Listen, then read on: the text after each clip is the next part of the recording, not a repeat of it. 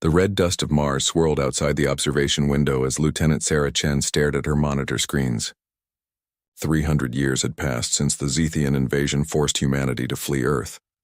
Now only scattered settlements remained on the homeworld, and barely 1 billion people lived under alien occupation. Sarah worked alone in the monitoring station, watching for threats that never came anymore. The coffee in her cup had gone cold hours ago. Night shift on Mars meant silence, boredom, and the constant ache of knowing Earth hung in the sky above, so close yet impossibly far. The Zethians controlled everything now. They had turned humanity's birthplace into a mining colony, stripping resources while treating the remaining humans like cattle. Sarah's fingers moved across the keyboard, checking the same readings she checked every night. Radiation levels normal, no ship movements in the outer system, the Zethian patrol schedule running like clockwork, everything exactly as it had been for decades. Then the alarm screamed. Sarah jumped, spilling her cold coffee across the console. Her hands flew across the controls, silencing the noise and pulling up the data. Her eyes went wide. A gravitational anomaly had appeared at the edge of the solar system, massive and growing. Something was coming out of faster than light travel, something enormous. Her first thought was the Zethians bringing more ships. Her second thought died as the computer finished its calculations. The mass reading was impossible. Nothing that large could travel through FTL space. The energy signature alone would tear a normal ship apart. Sarah's fingers trembled as she pulled up the signature analysis. The computer compared it against every known Zethian vessel type. No match. She expanded the search to include historical databases, going back centuries to before the invasion. The computer beeped. Match found. Sarah read the words on her screen 3 times before they made sense. HYF SCI Indomitable, United Earth Space Command. The name came from before the fall, from the desperate days when humanity built its first and only supercarrier. The ship that was supposed to save 50 million people during the evacuation. The ship that vanished 300 years ago, lost to a drive malfunction during the emergency jump. It couldn't be. The Indomitable was gone, lost to time and space. Everyone knew that. Sarah had learned about it in school, studied the disaster as a cautionary tale about experimental technology. 50 million people, gone in an instant when the prototype jump drive misfired. But the signature matched perfectly. Sarah activated the emergency communication system, her hands shaking so badly she had to try twice. She connected to the resistance network on Earth, the encrypted channel that supposedly stayed hidden from Zethian scanners. "This is Mars Station 7, she said into the microphone. "I need to speak with Marcus Rivera immediately." "Priority Alpha." Static crackled for a moment. Then a gruff voice answered. "This better be good, Chen. Do you know what time it is down here?" "Marcus, something's coming. Something big." "The Zethians bringing reinforcements?" Marcus sounded tired. He always sounded tired these days. Leading Earth's resistance meant carrying the weight of a dying world. "No, it's..." "Marcus, the signature matches the Indomitable." Silence on the line. Sarah could hear her own heartbeat in the quiet. "Say that again," Marcus finally said, his voice careful and controlled. "The HYF Indomitable, the lost supercarrier. It's here, Marcus." "It's really here." More silence. Then Marcus spoke quickly. "Keep monitoring.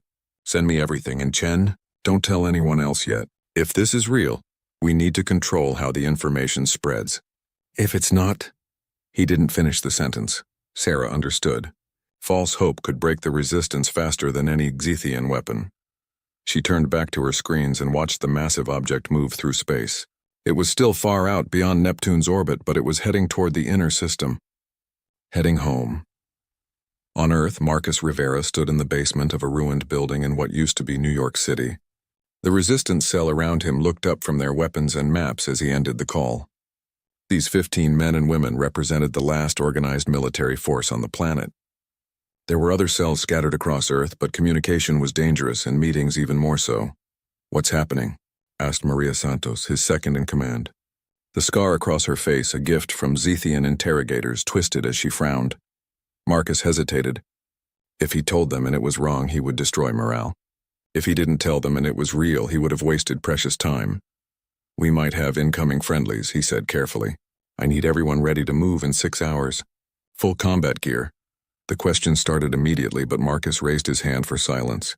"That's all I know right now. Get some rest while you can."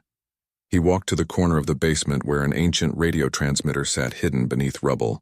His fingers found the hidden switch and he began broadcasting on the old resistance frequency. Other cells needed to know something was happening, even if he couldn't tell them what. In orbit above Earth, the Zythian occupation fleet detected the anomaly at the same moment. Warlord Crixath stood on the bridge of his flagship, studying the readings with his 4 eyes narrowed in suspicion. His scales, a deep blue that marked him as military caste, gleamed under the harsh lights. "Mass reading?" he demanded. "Equivalent to 20 of our largest battleships, Warlord," his sensor officer replied, fear making his voice shake. "The signature is unknown." Crixath's tail lashed in agitation. Nothing that large should exist. The Zythian Dominion controlled this entire sector of space. They had crushed the humans easily 300 years ago, taking their pathetic little planet in a matter of months. What remained of humanity posed no threat. "Mobilize the fleet," Crixath ordered. "Whatever this is, we will destroy it before it reaches the inner system." The Zythian warships began moving into attack formation, 60 vessels that had kept Earth under control for 3 centuries. They had never faced a real challenge here. The humans had no fleet, no weapons that could threaten them. This would be no different. Back on Mars, Sarah watched her screen as the massive object continued its approach. It was moving faster now, its speed increasing as it entered the outer system. The computer tracked its trajectory. It would reach Earth in less than 72 hours. Then her communication system activated on its own. Sarah stared as the ancient emergency broadcast system, unused for 300 years, suddenly came to life. A voice filled her station, transmitted on frequencies that shouldn't work anymore. "This is Fleet Admiral Catherine Zhao of the United Earth Space Command vessel Indomitable," the voice said, clear and strong despite the distance. "To all human forces in the Sol system, this is not a drill. We have returned home. Prepare for liberation." Sarah sat frozen as the message repeated. She looked out her window toward Earth, where billions of humans had suffered for 3 centuries, where hope had died so long ago that most people didn't even remember what it felt like. The Indomitable had come home. 50 million people thought lost forever were coming back. Sarah reached for her communication panel with shaking hands. She broadcast the message on every frequency she could access, sending it to every human settlement on Mars, every resistance cell on Earth, every hidden outpost in the asteroid belt. The silence was breaking. After 300 years of darkness, humanity's lost children were returning, and they were bringing war with them. The Indomitable moved through space like a mountain made of steel. Admiral Catherine Zhao stood on the bridge, her gray hair tied back in a military knot, her uniform bearing medals from battles fought across the galaxy. Behind her, the command crew worked at their stations with the efficiency of people who had trained for this moment their entire lives. 300 years. That's how long Earth had suffered. But for those aboard the Indomitable, time had moved differently. Relativity and suspended animation meant only 50 years had passed for them subjectively. 50 years of traveling across the galaxy, surviving, learning, and building toward this single moment. "Distance to Earth?" Catherine asked. 60 hours at current speed, Admiral," replied Commander James Park, her executive officer. "The Zythian fleet is moving to intercept." Catherine nodded. She had expected nothing less. The Zythians were predators, and predators didn't surrender territory easily. But they had made one critical mistake 300 years ago. They had let some humans escape. "Open a channel. All frequencies. I want every human in this system to hear this." The communication officer worked quickly. "Channel open, Admiral." Catherine took a breath.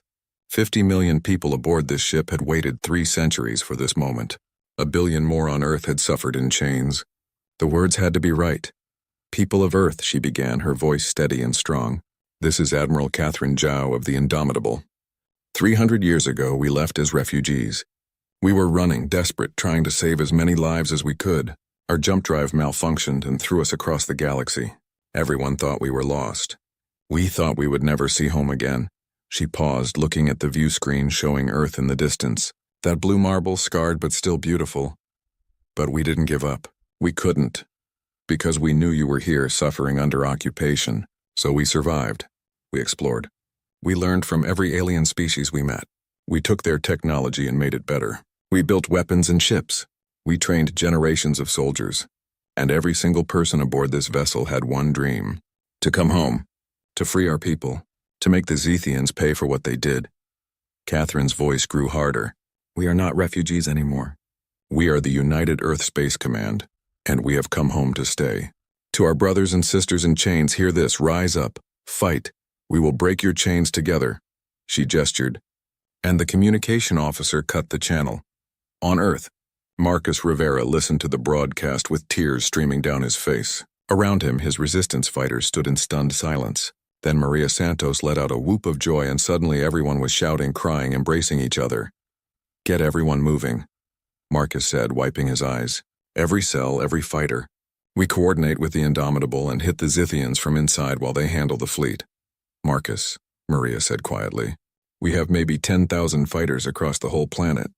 The Zethians have hundreds of thousands of occupation troops. I know, Marcus replied, but we have something we haven't had in 300 years. We have hope. The message spread across Earth like wildfire. In underground bunkers, humans listened and wept. In labor camps, prisoners whispered the words to each other. In the ruined cities, people looked up at the sky and saw the future approaching. The Zethians heard it too. Warlord Crixath crushed the armrest of his command chair, his claws digging deep into the metal. Humans, he hissed. Always so confident. Always so foolish. His fleet was already in position. 60 warships, each one powerful enough to destroy a city. Whatever this Indomitable was, it would break against his fleet like waves against a cliff. All ships, attack formation Delta, Crixath ordered. When they get within range, I want overwhelming firepower. Destroy them quickly. The Zethian ships moved into a formation they had used 1,000 times before. It was designed to concentrate firepower while minimizing exposure. It had won them countless battles across their empire. It would prove completely inadequate. The Indomitable continued its approach, not slowing, not deviating. As it got closer, Earth's remaining satellites and Sarah's station on Mars began sending detailed scans. What they revealed made Sarah's mouth go dry. The Supercarrier that had left Earth 300 years ago had been a desperate construction. A massive hull wrapped around civilian habitats equipped with the best weapons humanity could build in a few months. It had been impressive for its size but crude by military standards. What returned was something else entirely. The hull showed signs of extensive modification. Armor plating that gleamed with an unknown alloy covered every surface. Weapons ports dotted the ship like stars, thousands of them. Shield generators hummed with power that made Sarah's instruments spike, and the energy signature coming from the drive core was beyond anything Earth had ever built. Marcus, are you seeing this data? Sarah transmitted. I'm seeing it, Marcus replied from Earth. I don't understand half of it. The Indomitable isn't just a supercarrier anymore, Sarah said, her voice filled with awe. It's a mobile fortress. They've been upgrading it for 50 years with technology from across the galaxy. Aboard the Indomitable, Catherine watched the Zethian fleet approach. Her tactical officer displayed the enemy formation on the main screen. 60 ships, Catherine said. They think that's enough. Should we launch fighters, Admiral? Asked Commander Park. Not yet. Let them make the first move. I want to see their capabilities. Catherine leaned back in her chair. But bring shields to full power and charge all weapon systems. Let's show them what humanity learned in the dark between stars. The distance closed. The Zethian fleet moved into firing range. Crixath gave the order, and 60 ships opened fire simultaneously. Energy beams and missiles filled the space between the fleets, a wave of destruction meant to overwhelm any defense. The Indomitable's shields flared to life. The attacks hit the barrier and dissipated harmlessly. The shield technology, adapted from 3 different alien species and improved by human engineers, cycled through frequencies faster than the Zethian weapons could adjust. Return fire, Catherine ordered calmly. Target their formation center. Main batteries only. The Indomitable's primary weapons fired. The beams that lanced out were unlike anything the Zethians had seen. They weren't pure energy or pure kinetic rounds. They were hybrid weapons that combined both, designed to penetrate shields and armor simultaneously. 3 Zethian battleships exploded in the first salvo. 2 more lost power as the beams carved through their hulls. The neat formation broke apart as ships tried to scatter. Launch fighters, Catherine ordered. All wings. Show them how we fight. The Indomitable's hangar bays opened and fighters poured out like angry insects. But these weren't the crude spacecraft humanity had flown 3 centuries ago. These were sleek, fast craft with shields, advanced weapons, and pilots who had trained in combat across the galaxy. The fighter wings hit the scattered Zethian formation like a hammer. The aliens tried to respond with their own fighters, but the human pilots moved with a coordination and skill that spoke of decades of experience. Every maneuver was perfect. Every shot counted. On Earth, humans watched the battle through whatever screens they could access.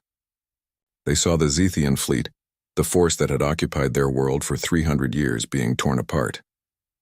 They saw humanity's lost children fighting with a ferocity and skill that made the Zethians look like amateurs.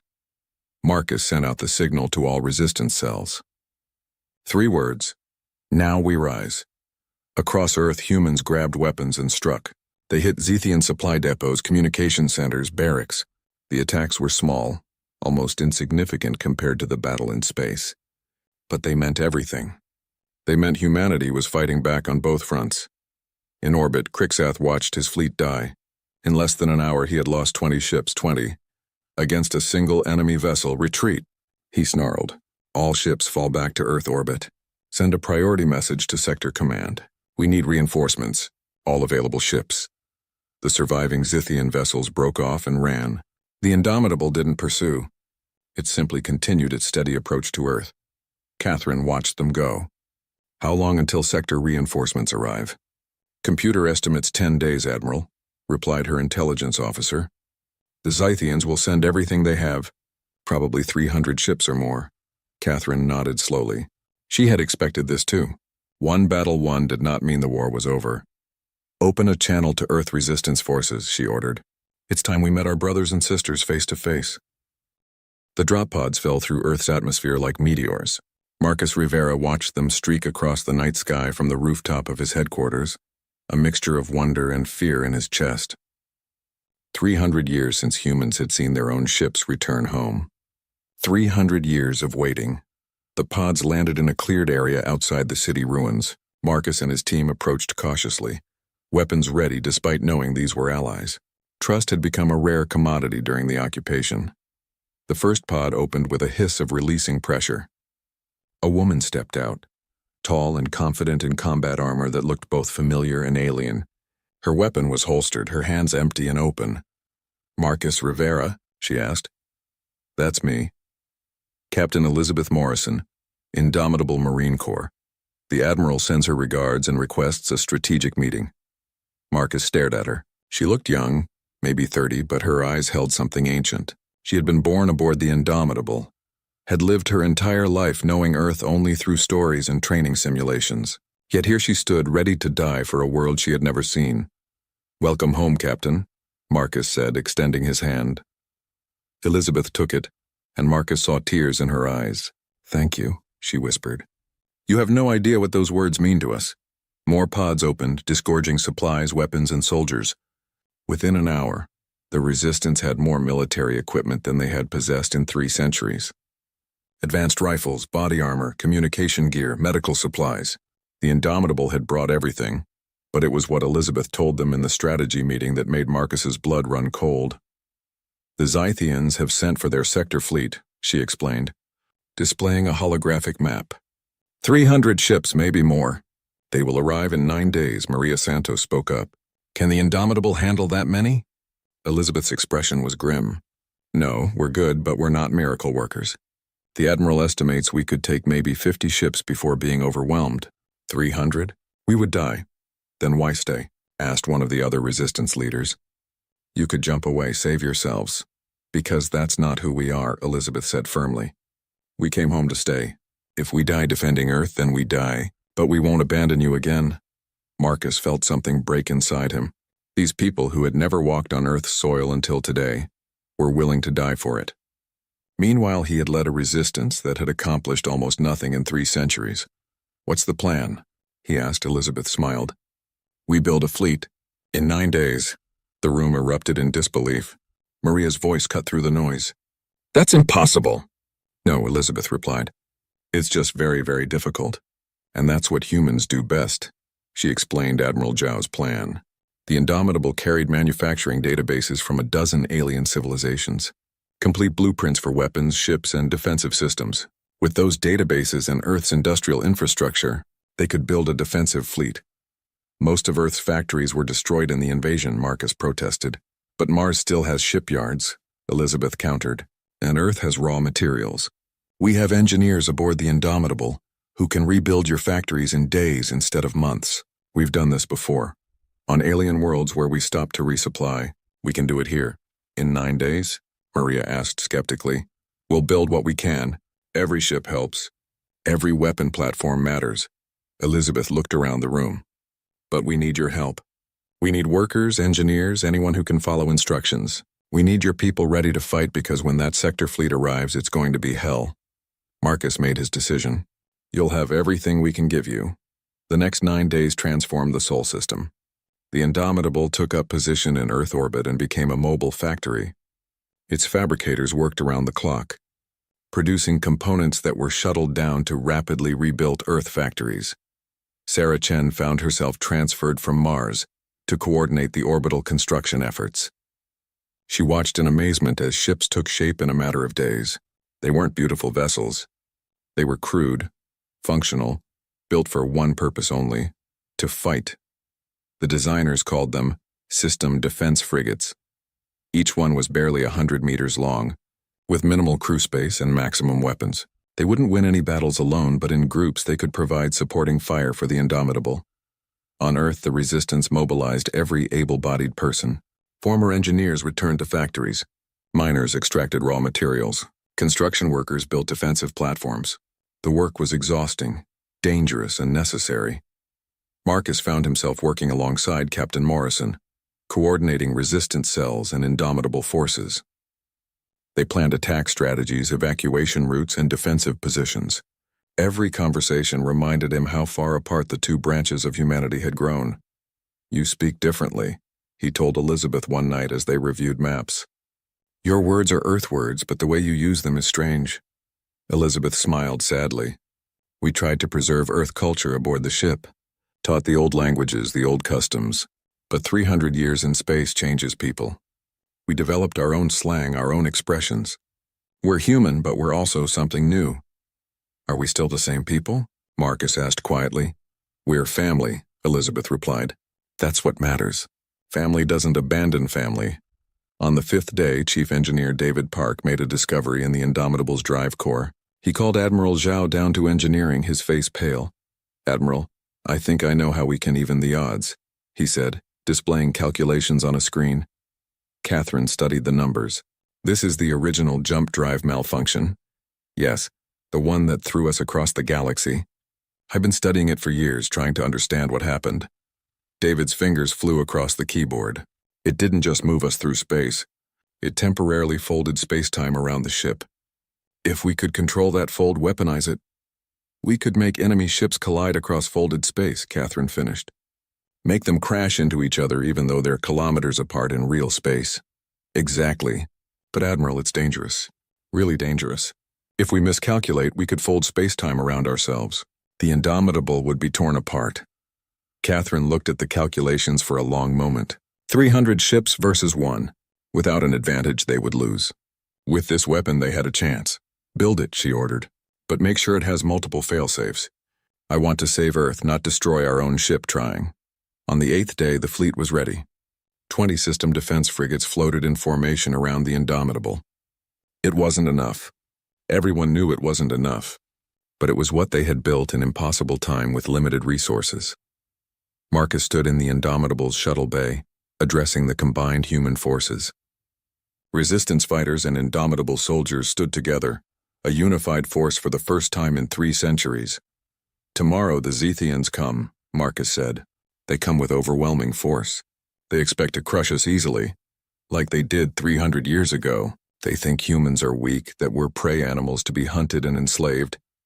He looked across the faces before him. Young and old, earthborn and shipborn, all united in purpose. They're wrong. Humans don't stay down. We get back up. We learn, we adapt, we survive. Our ancestors fought with primitive weapons against Zethian technology, and still made them bleed. We fought guerrilla wars for 3 centuries, never surrendering, never giving up hope. And our brothers and sisters crossed the galaxy and came back stronger than ever. Marcus's voice grew louder. "Tomorrow we show the Zethians what happens when they mistake mercy for weakness. We show them what humans can do when we stand together. And we show the galaxy that Earth is not conquered. Earth fights back. The room erupted in cheers. Earth resistance and indomitable forces shouted together, their voices joining in a sound that Earth hadn't heard in 300 years, the sound of human unity. That night, Sarah Chen stood at an observation window watching Earth turn below. Somewhere down there was the farm where her ancestors had lived before the invasion. Somewhere was the life humanity should have had. Tomorrow would decide if that life could be reclaimed. Admiral Catherine Zhao sat in her command chair, reviewing final preparations. 300 enemy ships against 21 human vessels and orbital defenses. The odds were terrible. The Zethians had more firepower, more ships, more of everything. But they didn't have what humans had. They didn't have desperation. They didn't have 300 years of suffering demanding justice. They didn't have the will to fight for every meter of space, to die if necessary, to ensure their children grew up free. Catherine looked at the countdown on her screen. 8 hours until the Zithian sector fleet arrived. All hands, she spoke into the ship-wide communication system. Battle stations. Prepare for combat. And remember, we are humanity's shield. We do not break. We do not surrender. We stand together and we win together. She closed the communication and looked at Commander Park. One way or another, Catherine said quietly. This ends tomorrow. Park nodded. One way or another, the countdown continued. Dawn was coming, and with it, the biggest battle humanity had fought in 300 years. The battle that would decide if Earth remained in chains or rose free once more. The Zethian sector fleet arrived like a storm. 300 warships emerged from faster-than-light travel in perfect formation, their hulls gleaming in the light of Earth's sun. They came with absolute confidence, expecting to crush the human resistance in hours. Sector Admiral Vexthor stood on the bridge of his flagship, studying the tactical display. His scales were black with age, marking him as one of the oldest and most experienced commanders in the Dominion. He had conquered 12 worlds in his career. Earth would be just another victory. Analysis, he demanded. His tactical officer worked quickly. Enemy forces consist of 1 large capital ship and 20 smaller vessels. Orbital defense platforms around Earth and Mars. Total combat strength approximately 5% of our fleet. Vexthor's tail swished in satisfaction. The large ship is the one that destroyed Warlord Krixath's occupation fleet. Yes, Sector Admiral. It appears to be human in origin, though heavily modified. Then we will enjoy destroying it. Vexthor studied the formation. They cluster around their home planet like hatchlings around their mother. Predictable. All ships advance. Formation Theta. We will overwhelm them with coordinated fire. The Zithian fleet moved forward, a wall of steel and weapons designed to inspire fear. They had used this tactic countless times against countless enemies. The formation allowed them to concentrate devastating firepower while protecting each other's flanks. Aboard the Indomitable, Admiral Catherine Zhao watched the enemy approach with calm eyes. She had known they would use this formation. She had studied 300 years of Zithian military doctrine during the long journey home. Defensive positions, she ordered. All ships maintain formation around the Indomitable. Orbital platforms power to maximum. Let them come to us. Sarah Chen sat at a console on one of the orbital platforms above Earth, her hands steady despite the fear in her chest. The platform was essentially a weapons station with minimal shielding. If the Zethians targeted it directly, she would die in seconds. Platform 7 ready, she reported. All weapons charged. Around Earth, 19 other voices made similar reports. 20 platforms, each armed with weapons built using indomitable technology in just 9 days. They weren't elegant, but they would hurt. On Earth's surface, Marcus Rivera stood in a command bunker with Elizabeth Morrison and his resistance fighters. Their role in this battle was simple. If the Indomitable fell, they would make the Zithians pay in blood for every meter of ground. Here they come, Elizabeth said, watching the tactical display. The Zethian fleet entered weapons range and opened fire. 300 ships launching simultaneously created a wave of destruction that lit up space like a second sun. Energy beams and missiles filled the void, all targeted at the Indomitable and its small fleet. The Indomitable's shields flared to life, and the system defense frigates added their own shields to create overlapping defensive layers. The technology they used cycled through frequencies faster than Zethian weapons could adapt, but there were too many attacks. Some got through. One frigate exploded as a missile penetrated its shield. Another lost power as an energy beam carved through its engine. The Indomitable itself shuddered as multiple hits struck its shields. Shield strength at 70%, reported the tactical officer. Frigate Defiance destroyed. Frigate Courage heavily damaged. Catherine's face remained calm. All ships return fire. Target their formation center. Show them what we learned in the dark. The human fleet fired back. The Indomitable's main batteries, upgraded with technology from a dozen species, launched beams that punched through Zethian shields like they were paper. The frigates added their own fire, concentrating on specific targets. 5 Zethian ships exploded in the first exchange. 7 more lost shields. The neat formation wavered as ships tried to adjust. Orbital platforms, fire on my mark, Catherine ordered. Target coordinates being transmitted now. Sarah received the targeting data and locked onto a Zethian battleship that had moved too close to Earth. Platform 7 locked on target. All platforms, fire, Catherine commanded. 20 orbital platforms fired simultaneously. The concentrated firepower struck the Zethian battleship from multiple angles. Its shields collapsed, its hull breached, and it began spinning out of control toward Earth's atmosphere. But the Zethians adapted quickly. They had numbers on their side. For every ship humanity destroyed, 3 more moved to take its place. The formation closed in, tightening like a noose. "Admiral, they're surrounding us," Commander Park reported. "If we stay in this position, they'll overwhelm our shields through sheer volume of fire." Catherine had expected this too. "Launch all fighters. Every wing. And Commander Park, signal Chief Engineer Park, it's time to use our special weapon." Deep in the Indomitable's engineering section, David Park received the signal. His hands moved across the controls of the experimental weapon system he had built. The same jump drive malfunction that had thrown them across the galaxy, now weaponized and controlled. "Weapon charging," he reported. 30 seconds to ready." The Indomitable's hangar bays opened and fighters poured out by the hundreds. They weren't trying to engage the enemy directly. Instead, they moved through the Zethian formation like needles drawing fire, forcing the enemy ships to adjust their positions. Vexthor watched the fighters with growing anger. "Ignore the small craft. Focus all fire on the capital ship." But his fleet was already reacting, ships turning to track the fast-moving fighters. The perfect formation began to break apart, ships moving out of position.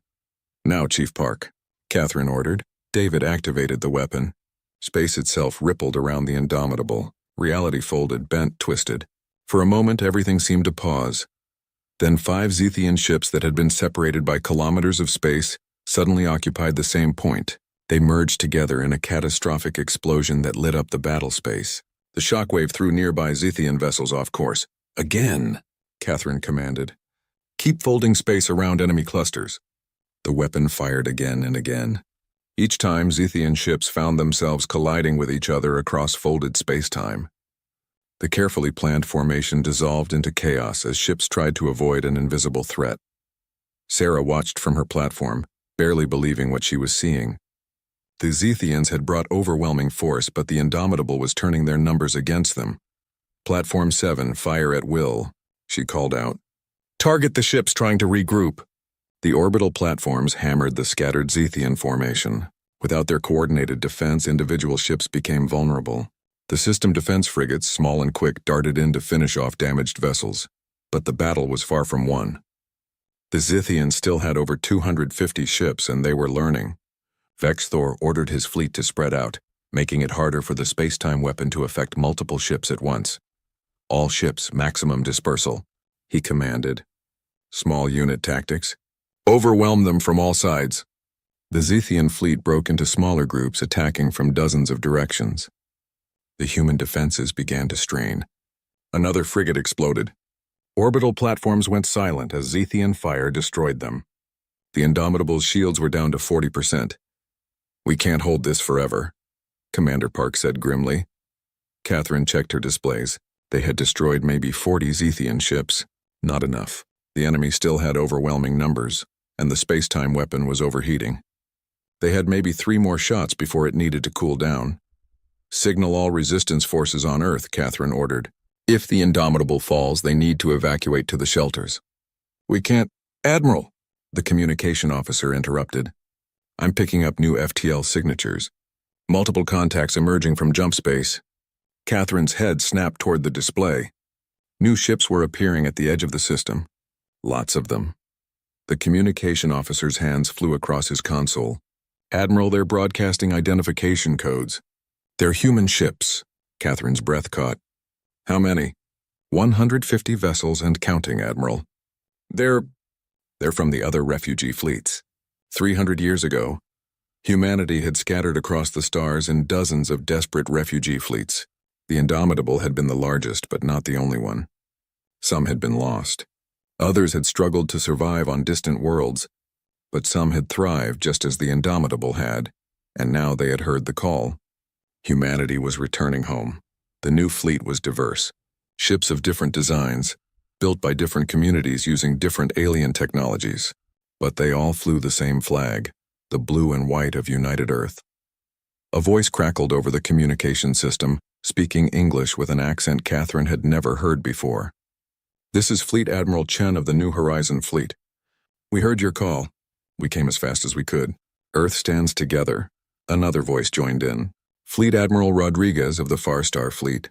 Give us targets and we'll make them regret attacking our homeworld. More voices. More fleets. 150 ships became 170, then 200. Humanity's children scattered across the galaxy, coming home. Marcus Rivera listened to the transmissions from his bunker on Earth, tears streaming down his face. Elizabeth Morrison stood beside him, her own eyes wet. They came, she whispered. They all came. On his flagship, Vexthor watched in growing horror as more and more human vessels appeared. His fleet still had numerical superiority, but not. The silence after the battle felt strange. For the first time in 300 years, no Zethian warships controlled Earth's orbit. The planet turned peacefully below, scarred but free. Admiral Catherine Zhao stood before the main view screen, watching as the various human fleets moved into stable orbits. 170 ships from a dozen different refugee groups, each with their own story of survival. She had thought the Indomitable was alone. She had been wrong. Admiral Chen is requesting permission to dock, Commander Park reported. Granted. Send the same invitation to all fleet commanders. It's time we met face to face. 2 hours later, Catherine stood in the Indomitable's main conference room, looking at men and women she had never met, but somehow knew. They all had the same look in their eyes, the same determination born from centuries of struggle. Admiral Chen was a small woman with white hair and hands scarred from decades of work. Her fleet had fled toward the galactic core and found shelter on a mining world, trading labor for protection from the local aliens. They had built their ships from salvaged parts and stolen technology. Admiral Rodriguez was younger, his dark skin marked with ritual tattoos that told stories Catherine couldn't read. His fleet had survived by becoming mercenaries, fighting in alien wars to gather resources and knowledge. Every ship in his fleet bore the marks of 100 battles. There were others. Admiral Okonkwo, whose people had hidden in an asteroid field for a century before emerging. Admiral Zhang, whose fleet had discovered an abandoned alien station and turned it into a fortress. Captain Williams, who commanded the last survivors of 3 different fleets that had merged together. Each one had a story. Each one had suffered, and each one had come when Earth called. Thank you, Catherine said simply. Thank you for coming, Admiral Chen smiled. We're family. Family doesn't abandon family. The same words Elizabeth Morrison had said to Marcus Rivera. Perhaps some truths transcended distance and time. What's the situation on Earth? Admiral Rodriguez asked. The Zethian ground forces are still there, Catherine replied. But they're demoralized. They saw their fleet broken. They know reinforcements won't come quickly. Marcus Rivera is coordinating with resistance cells to pressure them. We should land troops, Admiral Okonkwo said. Clean them out properly, Catherine nodded. Agreed, but carefully. The Zethians might try to use human hostages. We need to be precise. For the next week, the liberation of Earth continued. Human soldiers from a dozen fleets landed on the surface, joining the resistance fighters. They moved carefully through the ruined cities, freeing labor camps and pushing back Zethian forces. The Zethians fought in some places, fled in others. Some tried to negotiate surrender. Catherine offered terms. Leave Earth peacefully and you live. Stay and fight and you die. Most chose to leave. Marcus Rivera led forces into what used to be New York City, where the main Zethian command center stood. Elizabeth Morrison fought beside him, the Earthborn and shipborne humans working together seamlessly now. They found the command center abandoned. The Zethian leaders had fled on the last transport ships, leaving their soldiers behind. Those soldiers surrendered without a fight. "It's over," Maria Santos said, standing in the command center and looking at the abandoned equipment. "After 300 years, it's finally over." Marcus thought about all the people who had died waiting for this moment. All the resistance fighters who gave their lives hoping their children might see freedom. They hadn't lived to see this day, but their sacrifice had made it possible. "Send a message to all cells," Marcus said. "Earth is free." On Mars, Sarah Chen watched from her station as the last Zethian ships left the system. They limped away, damaged and defeated, carrying news that would shake the Zethian dominion. Humanity wasn't defeated. Humanity had returned. "Sarah," a voice crackled over her communication system. "You should come down to Earth. There's something you need to see." She took a shuttle down, landing near what used to be her family's farm. The land was scarred and empty, but people were already beginning to rebuild. Humans who had survived the occupation were coming out of hiding, joining with the freed slaves and the shipborne humans. A child ran past Sarah, laughing. She couldn't remember the last time she had heard a child laugh on Earth. The sound was beautiful. 2 months after the battle, Admiral Catherine Zhao finally set foot on Earth's surface for the first time in her life. She had been born aboard the Indomitable, had lived her entire 50 subjective years in space. Earth had been a dream, a story, a distant goal. Now she stood on soil, real soil, and looked up at a sky that wasn't a ceiling. The gravity felt strange after a lifetime of artificial gravity. The wind on her face was something she had only experienced in simulations. Marcus Rivera met her at the landing site, along with representatives from all the various human groups. Earthborn, shipborne, former slaves, resistance fighters, everyone who had fought for this moment. "Welcome home, Admiral," Marcus said. Catherine smiled. "It's good to be home." They walked together through a field that was beginning to grow green again. Nature was reclaiming the land the Zethians had scarred. "What happens now?" Marcus asked. "Now we rebuild," Catherine replied. "Not just Earth, we rebuild humanity. We bring together all the scattered fleets, all the lost colonies. Everyone who fled during the invasion. We become one people again. And the Zethians?" Catherine's expression hardened. "The Zethians made a mistake. They thought they could break humanity. They thought we were weak because we fled, but running away isn't weakness when you come back stronger." Over the following months, more refugee fleets arrived. Some had been searching for Earth for centuries. Others had given up hope of ever returning. But the word spread across the galaxy. Earth was free.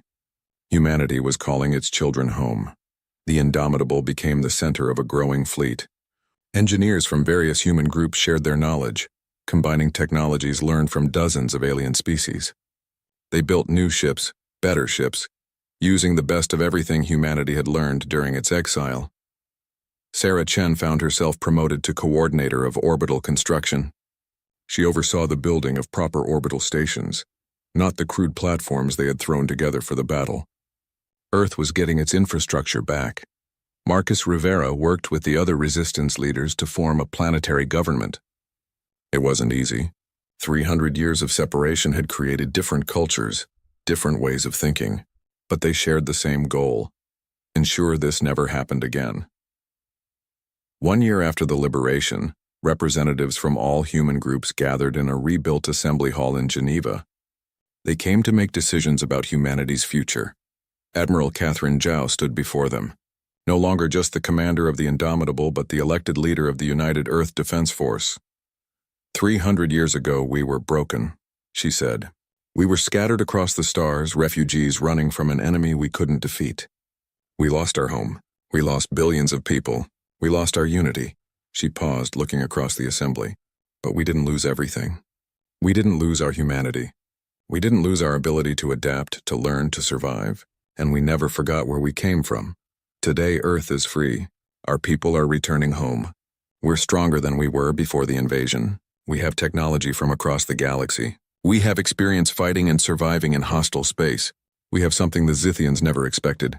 Unity born from shared suffering. Catherine's voice grew stronger. The Zithian Dominion still exists. They still control dozens of worlds.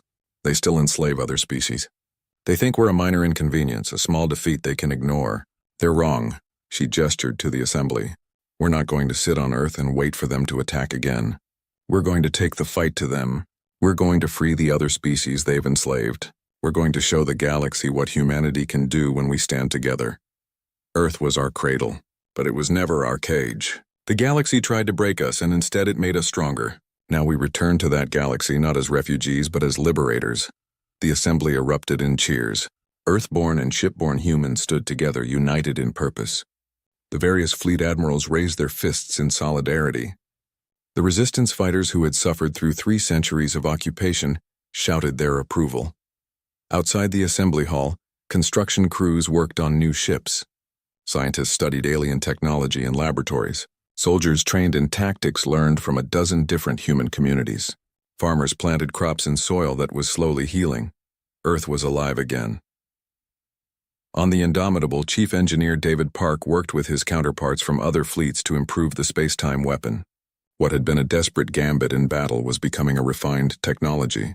The Zithians would face it again, and next time humanity would use it with precision and purpose. Elizabeth Morrison stood on a hill overlooking New York City, watching the reconstruction. She had been born on a ship, raised on stories of Earth. Now she was home, really home. Her children would grow up here on solid ground under a real sky. Marcus Rivera joined her. "Thinking about the future?" he asked. "Thinking about how far we've come," she replied. "A year,